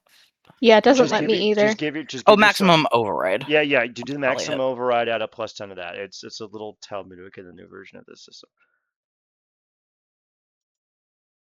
All right, so are we gonna There make we our go. way out the hallway towards the left? Hell yeah. Yeah. Perfect. So we make our way down the hallway, and as you make your way past the central crust and start banking out towards the left, the hallway has a large archway where there is kind of an illusory mosaic kind of spread over it. It seems to be an evocation spell that is broadcasting this image. It seems that you can simply walk through it. There's nothing outwardly hostile about it. Do we wish to examine the mosaic before we continue forward? Definitely. Mm-hmm. Yes. So the mosaic's image is damaged. It seems that the magic has waned over time. Thank you, Bookworm. It shows a hand wielding a blade that emanates bands of darkness, represented by virulent opals. You can see that the hand has has violet tinted skin and has kind of reptilian scales about it. Let's see what else we got here. And there is a phrase underneath it in abyssal, which only Sky can read. And I will send this to Sky right now. Alrighty. As soon as I figure out where the hell Wonky Faint is. There we go. Alrighty. Go ahead. It reads, Lord, cast darkness upon the hoarders of light, the keepers of plenty. Let not their trespassers strain our vision nor tarry our goals. Lord, strengthen our hand, steel our gaze, and harden our hearts. Lord, shepherd us through the lands not shaped by your hand. Do you say this aloud? Yeah. The mosaic dissipates. In front Oh. of you is the hallway emanating forward, illustrated by magical torchlight. Amber radiance wafts over everything. You can see the dead down at the center of the hall. There are two doors. There's one dead ahead of you that says Armory, and there is one to the left that says House of Assembly. Oh, actually, there's another door. One to the right that says Reliquary. So the real That question is, should we check out what's in there first or head straight to the fighting? I think since we're gonna face I think since we're gonna face undead, let's maybe look. Holy stuff helps with that, right? So let's look at the reliquary first, maybe. Okay. Alright, Yeah. let's do it. The reliquary door is made of silver. Motifs on the exterior show armored-clad beings, presumably knights fighting off hordes of demons. At the height of the door is a stylized depiction of a crater, at the center of which lies a singular point of light that illuminates the entire area in the hallway.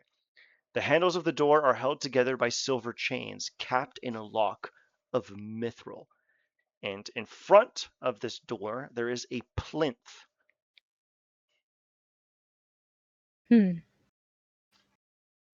Does the plinth say anything on it? A singular word, opponent, misnagdim. Oh, Miss Nocton. like that statue. Yeah. God damn it.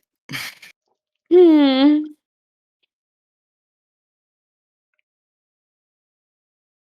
And this is one of his brothers? Is that what I'm getting? No, you can Oh. get that to the best. Misnagdim is a kind of messianic figure. He's like Great. Moses, if you really want to get down to it. Okay. Okay. Great. And Okay. you could immediately apprehend that the plinth seems to be missing a statue. It looks like something was removed from it and stolen. Like a Okay. 300-pound space? Yeah, something about that. Something like that, yeah. Oh boy. About 300 pounds of marble is missing from here. We didn't put the statue in a bag of holding or anything, did we? I don't think we did. No, you No, I don't think definitively so. left the statue in that fucking sunken temple. Fuck me. You can go back and get it. It's actually not that big of a hurdle, but you have to figure out how to get back because now you're stuck inside this temple.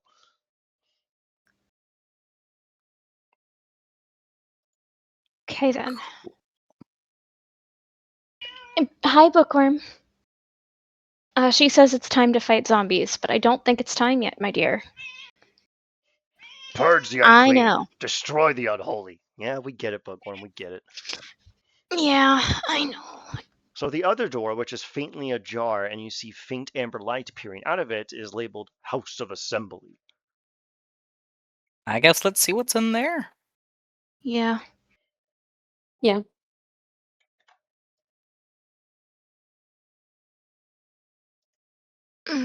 Yeah, let's see what's in there. Okay. So within you see a hemispherical room with a variety of pews and stone chairs. Ever bright lanterns continue to light the space. The central area seems to be ruined and desiccated. And at the forefront of the room, up on the northern end, you see 3 thrones. And behind them, 3 large tablets inscribed with abyssal sigils. 5 inscriptions apiece, left, center, and right. Would you like to read the abyssal sigils on the script? Definitely. All right, and you're going to read them Out out loud. loud. Perfect.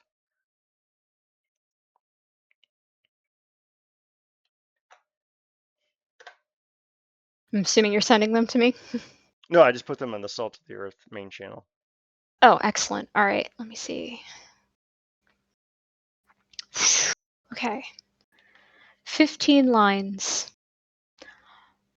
1. Thou shalt not tarnish my creation. Is the sort of parentheses my... How does that read out loud? It's like you're translating from the abyssal, and technically that term could be translated into. So whenever you all are talking to each other, are you conversing in common, or are you conversing in infernal, which is the default language? Okay, infernal. If you are conversing, so are you talking to each other in common or infernal? Infernal. Okay. Okay. So if you translate from infernal, the concept of my awkwardly translates. So you're just using my as like a placeholder because technically the word Okay. from abyssal into infernal is not quite that. Thou shalt not tarnish my creation. 2. Thou shalt not consume the meat and bread of other divines. 3. Thou shalt not place my name on works not of my doing. 4. Thou shalt not reap a person's life, lest they raise the scythe first. 5. Thou shalt not use a truth as a weapon solely to cause petty harm. 6. Thou shalt follow my covenants, and those chosen to speak for I. 7. Thou shalt shelter the persecuted, and suffer thy own persecution, for it is the will of I. 8. Thou shalt keep the law, its oaths, and its methods for justice is my body entire. 9. Thou shalt uproot the plants in the shade, and lay bare the grain of my truth. 10. Thou shalt honor my oaths. 11. Thou shalt not take that which are not owned nor have earned. 12. Thou shalt be thankful for what thou art given. 13. My body are your lands you have not yet learned. Your lands are the bounds of my body you have learned. And as you grow, so shall my body, and we are each other's world entire. 14. Thou shalt not bind others to involuntary servitude. 15. Thou shalt render your greatest unto me. As you finish your oration, the House of Assembly seems to shudder, and the light within it seems to grow ever so slightly brighter. You feel a faint tickle on the back of your head.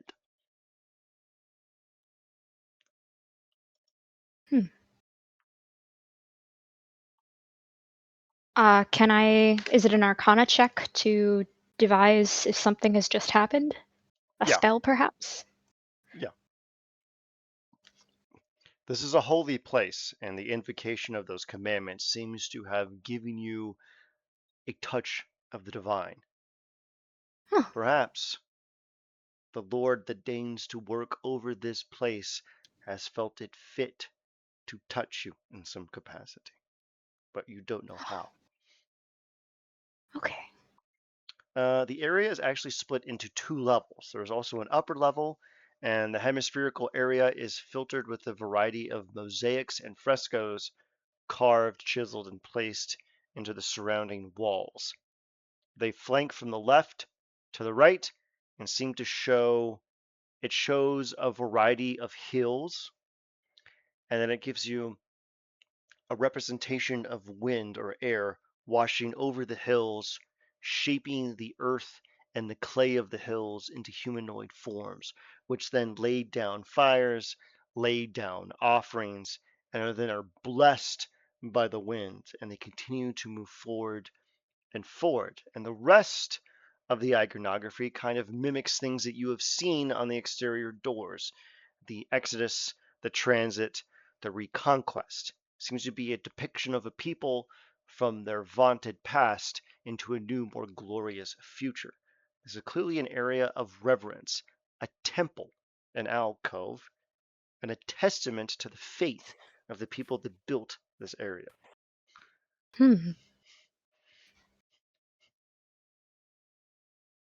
Wonderful. So, the real question now, I believe,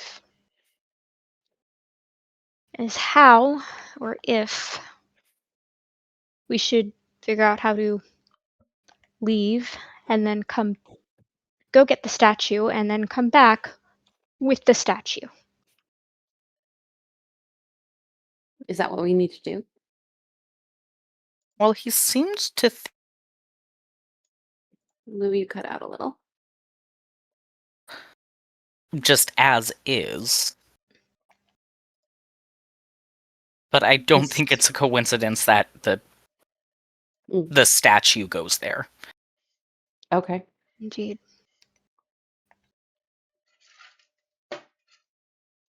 How far back is that? Several hundred miles away. Fuck. Actually, not that far away, probably like 90 miles.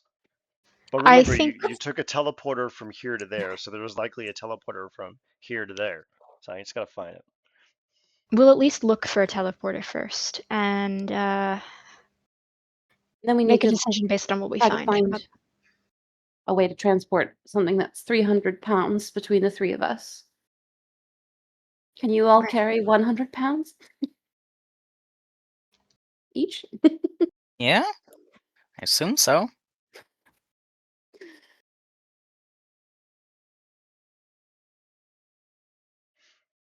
Now, Or are we perhaps ready something to We would have to. fight the undead hordes? I guess we're as ready as we'll ever be. Excellent. No, you all have a long rest, right? Sure. Looks like it. I think you're fine.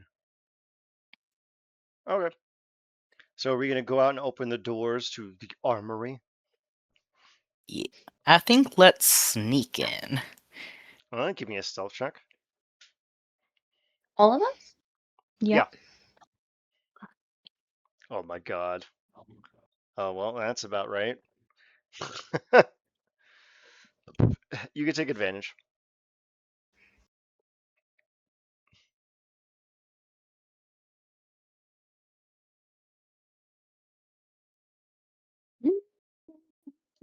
Can Celerity go ahead and activate their Oh, Eldritch Claw God. tattoo so they don't have to spend a bonus action in combat? Yeah, that's fine. Yeah, let me be clear. This is less about making use of action economy and more I, Luan, am remembering to do it right now and don't want to forget. I get that. I get that.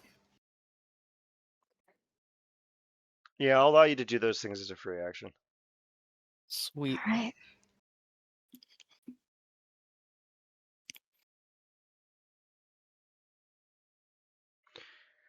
All right. I'll give everyone the benefit of the doubt. Celerity, you take Marta under your wing, slapping the loudness out of her. Shh. Pass it out. Take off the pumps that squeak, you fucking idiot. God. With the fucking The 30-foot squeaky reach, heel. just. You enter into the That armory. Dior. It's a variety of swords and axes and statues and armor lie flanked, and ahead of you, you see a large mound of festering corpses. The air reeks of methane and sulfur, and you can almost hear the faint crackling and pop of the festering forms. What would we like to do? Can you, on the map, King, where the pile of corpses are, is it this, Yeah, let me just here. I'll fire? uninvisible them so you can see. Ignore the other two objects that'll come up in a moment. Okay. Let me get the measuring stick. Oh, that's a lot closer than I expected. You see an enormous undulating mass of bodies of various species that you cannot identify, aside from a few Patali and a few Besht and a few Marzak, and you see a variety of other cadres. There's easily about maybe 50 to 75 corpses in a large singular mass. You see them begin to stir and rise. It seems that given enough time, they will eventually know that you are there and you are poised for a first strike, but you have to act now. What would we like to do? Yeah, Celerity would like to. God, it's been so fucking long since I've done combat as a monk. Just one sec, sorry. Especially your Um, super broken astral cheese monk. oh, I forgot about the astral bullshit. Ugh, All of your features are immediately active, no action required. thank Christ. Okay. With the, Thank Ball. I think My thing, 35 thank foot the Lord. reach or some shit like that. It's 35 feet. I acutely remember. God. Okay. I figured it would have been traumatic enough for you to remember. Okay. Uh, Also, shout out how great this fucking token art is, where it actually spews out of it. It's fucking why brilliant. am I selecting?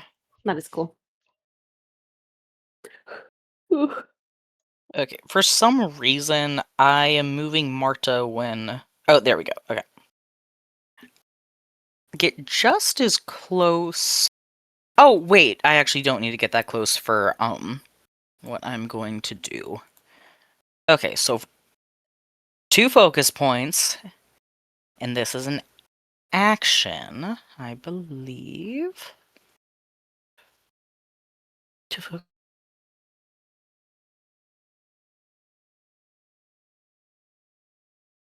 3 rolls of your martial arts die So Celerity is just gonna get, like, a little bit 3d12. away from... Yeah, a little bit away from the group, so if this attack Okay. gives away their position, I'm not fucking over the other party members. And right in the center here, Celerity is just basically gonna fireball them. All right, give me a fireball. 3d12. And it's a deck Is it... save. Yeah, /R or R/? /R. /R, thank you. And I don't think they have advantage. Nat Oh, 20, get the fuck out of here. fuck you. Your fireball rises out with aplomb and strikes into the creatures, and the undulating bands of flames dissipate harmlessly around them. The creatures rise from their mass. Roll initiative. All right. All of us? Everyone. Well, no, Oh. not harmlessly, they take half damage. As an ability check? Crits are 0. Same thing with you all. Or is in oh, I'm sorry, that's not initiative, that's intelligence. Hang on. I just learned about what initiative is the other day. I Good didn't for know what you. it was before. Yeah, because no one has Amazing. taught you like from the beginning how we start. We started in the middle. No, I didn't know. And then it became clear while I was playing Baldur's Gate. So Baldur's Gate has click. been a learning tool. So Yeah, click make on sure the to get the combat Bow of tab. Awareness. Wait, I thought I just did. You got to click on the die. Go to the combat tab and click on the die. Combat encounters? That? Okay, and then the die. Okay, I see it. Click on it and then roll it. And normal? Yeah, because you don't have advantage on. I just did that. Why are there 2 of you? Oh my fucking god. I don't know. I Well, just did it. I'm getting rid Are of the Sky second and one. Marta still hidden? No. Because Celerity specifically moved away to... You 2 will get advantage on your attacks. Not Celerity though. They know that Matthew McConaughey is here. Yeah, So that's exactly why they moved fans. before doing this. The mass of writhing creatures. Let me just double check their fucking hit modifier here. Okay, then. So the large mass of corpses rumbles forward. You can hear the crunching bend of bones and sinews snapping as this undulating mass heaves towards you, Celerity, and it will strike you twice. Cool. Wish I had time to patient defense. Does I don't think either of those actually hit. 22 was the AC. Okay. I'm gonna roll my DM 2. Perfect. I'm gonna re-roll each of these with advantage, and of course they're probably still both gonna miss because there is no such thing as God. And congrats, I wasted all of my DM inspiration. Congrats. Yay! It is now The your Curse of turn, Slayer. Luon works for me for once. Yeah, like when you cursed me with your juju yesterday. All right. So anyway, the heave of corpses slopes over you, but celerity was raised by those wise in the ways of the force, and you definitely dodged the mass of corpses, but not the stench. It reeks. Celerity is your turn. Clarification, is Actually, this... as the corpses swipe over you, you hear their undulating bands of whispers telling you, leave while you still can. The grave is destiny. This is your future. It is your turn, Celerity. Well, that's spooky, but no thanks. Is it, I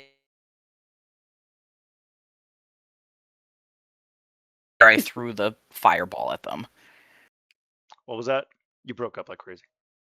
Sorry, is this a new turn, or is it the same turn as when Celerity threw the fireball? This is technically a new turn. Okay, so I do have an action.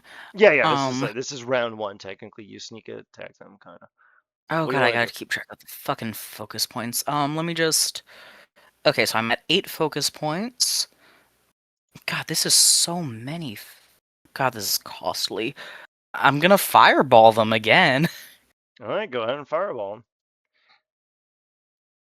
3d12. They got a 15. What's the damage? 27? Yep. Well, actually, 20. Oh, let me look at my DC. My DC is 18. Okay. They are vulnerable to fire damage. Yes, that is what the guy said. 161 minus 54. Okay. Okay. Your fire cleaves into the creature. The scouring flames seethe it. It yells out a roar and it says, "We only wish for you to ascend. Submit! Submit!" And you can feel the smoldering stench of corpses filter through the air. Anything else, Celerity? Okay, no thank you. Okay. Sky, your turn. See, Great. start looking at the map. Are there any walls for Celerity to run up? The map is what it looks like. It's like a giant, yeah, you could run up the walls if you want. Fantastic.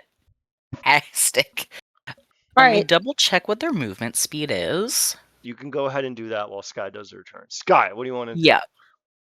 Can we see the central mass? Yeah, it's a giant. It's like a 30-foot tall column of corpses coming towards Celerity. It's horrible. This is bad. This is Great. I'm bad. gonna attempt to Eldritch Blast it. Okay. Remember you have advantage on Eldritch Blast, so just give me Okay, Great. your Celerity is 60 feet up the wall. 2 attacks at advantage. Do you All want right. Got to? this! Do you want to maybe hex them first? Just throwing it out there. How many spell slots do I have? You have 2. So it'll be one of your slots. Fine. Um. Hmm. Oh, okay. Oh, So how do remember, I actually indicate that in? just cast a hex spell and you target the creature. There's one guy. I'm gonna know who it is, and then you just roll a d6 whenever you attack them. So I just say I cast it and I don't have to click anything? No, you can click it like here. Look, I will click the hex button for you. So No, bonus I'm action. asking where. Oh, here it is. I found it. Okay. Yeah, just click that So hex I. button and do it. Technically, it's All in your right. innate spell casting for some reason. Just get rid of All one. right. Actually, So I think I gave you hex for free. I clicked the hex button. It does. Oh, it's play. Is it? Do I click place curse now? Yeah, place a curse. Great. All right, Cast roll spell. Eldritch Blast. Great. And what are you gonna hex? Strength, dexterity, con, intelligence, wisdom, or charisma?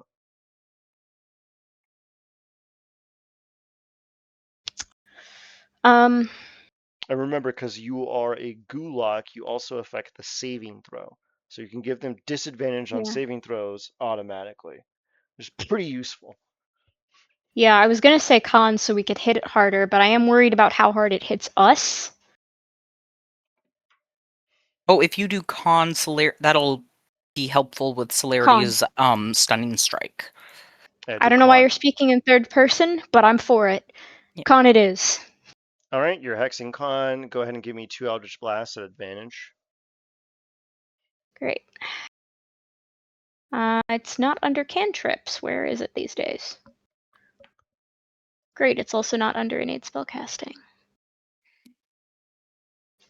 Nor under pact magic or additional spells. Where the Oh fuck no, is your additional cantrip? spells is not alphabetical, so I'm not sure. All right, for some weird reason, you do not have Eldritch Blast. I will add it right now. Kind of weird.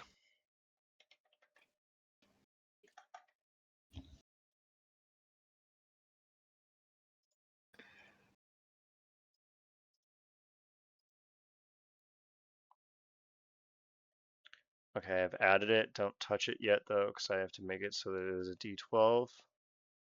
Okay. Let's see here. Where the fuck is the...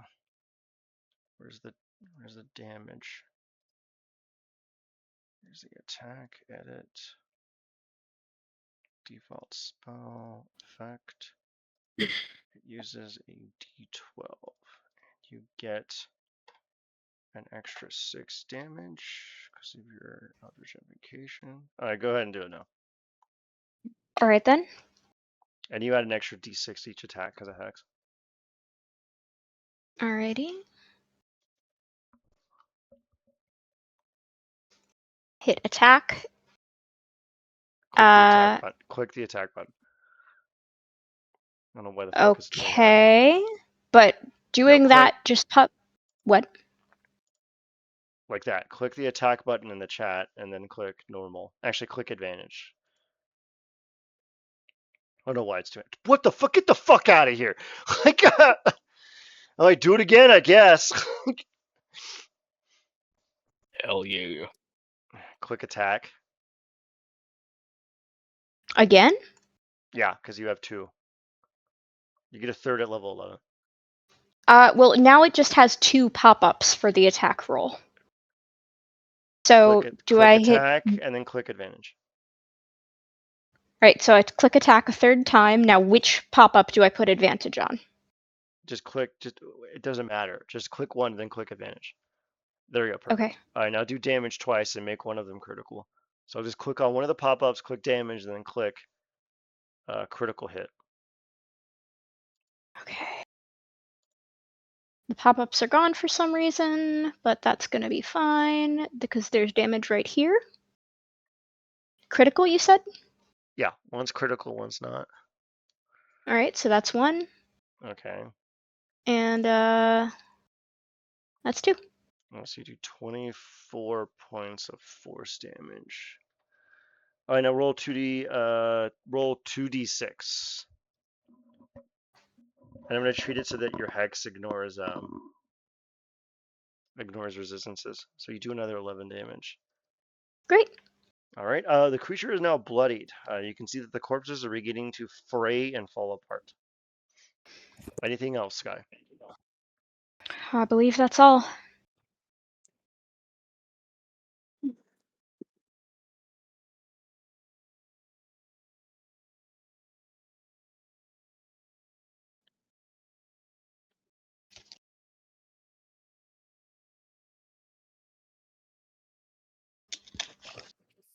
All right, Marta, it is your turn.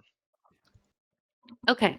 Does this glob of bodies count as an object, or It's a is creature. it a creature? Okay. Okay, I want to cast Sorcerer's Blast. Okay. Fire, Okay. and that's what I'm gonna go with. So let's do it. All right, shoot. All right, all right, all right. What do I need to do? Is this it? I think I did it. Oh.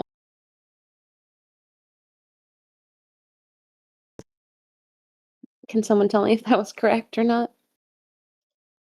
Please. Okay, so sorcerer's What 2 did you try to do? damage. Jesus Christ. Well, you hit it. She only do 2 damage. Well, or they're vulnerable. Oh yeah, you're right. That's 15. All right. Yeah, you're fine. Okay, now it is the Grave Revenant's turn. They're going to do 2 suffocate attacks against Celerity. 1 and 2.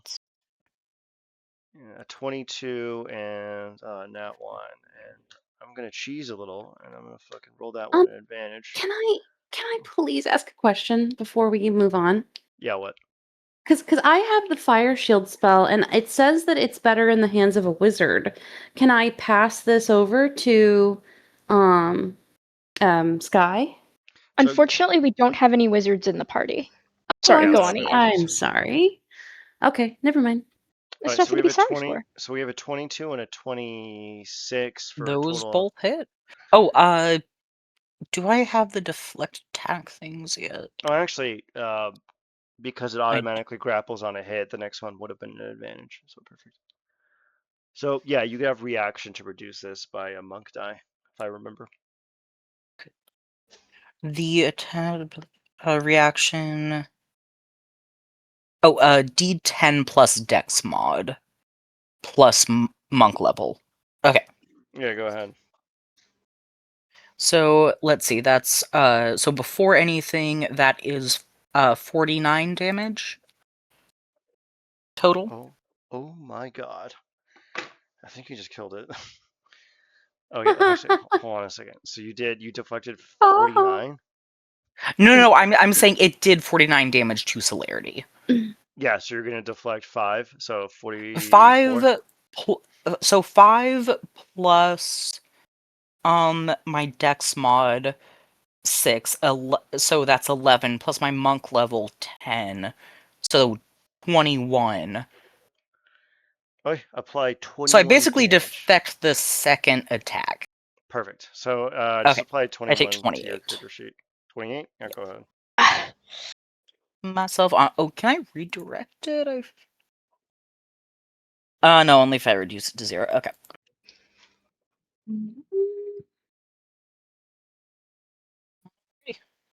146 minus 28. Alright, perfect. I think...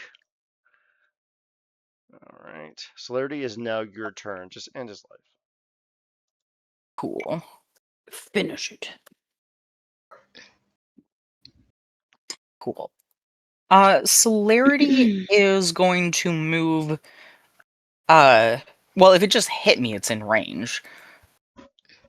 So, Celerity is hella going reach, to do their bonus, their ultimate foe. Bonus action, unarmed strike. Yeah, go ahead. And utilizing stunning strike, Oh no. which is a con save.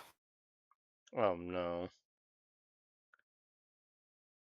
That's always the biggest hurdle. Yeah, that's why having a gulag is super fucking great.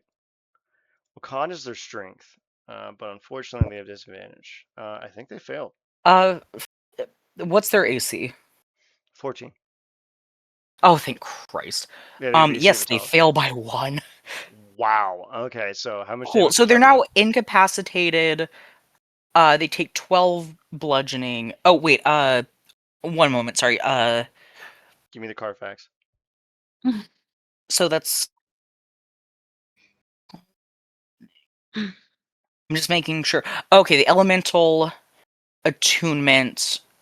Okay, it doesn't add damage, but it changes the damage type. So I'm going to make that all fire damage. So that's So, 24 fire damage. is there anything else you want to do? Yes, for their action, they need to make a dex save, which they automatically fail. Okay, so they failed. Yeah, so I'm going to do the fireball again. 3D. Be good, you son of a bitch. That kills them. So the Oh, fireball thank God. jettisons out from you and explodes into viscera. The corpses begin to mire and warp. The column of corpses collapses and disintegrates. And emerging from the ashes come You said two. asses. Go with Shut it. up. Shut up. Go And with it. Go with it. emerging from the corpses and their ashes, 2 new foes posed and ready to strike. And that is where we are Gross. going to leave it off Oh, for thank tonight. God, I'm so tired. Yeah, perfect. All right. Good job, gang.